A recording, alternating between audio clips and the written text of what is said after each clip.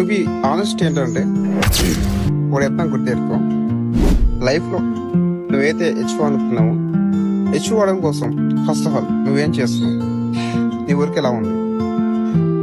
ఎలా ఉంది, నువ్వేం చేస్తున్నావు, దీనికంటే ముందు ఒక రోజుని ఎలా ప్లాన్ చేసుకుని వర్క్ చేస్తాం, అది ముఖ్యం. చాలా వరకు చాలా మంది కూడా ఏదో మార్నింగ్ లేవగానే ఏదో ఆటోమేటిక్ చేస్తుంటారు ఏదో వర్క్స్, బట్ అలా చేయగానే మా సక్సెస్ వస్తుందంటే 95% కాదు. ఎందుకు చెప్తున్నా అంటే మనం చేసే పనిలో ఖచ్చితంగా ఒక పర్ఫెక్షన్, ఒక ప్లానింగ్, ఒక విజన్ ఖచ్చితంగా ఉండాలి.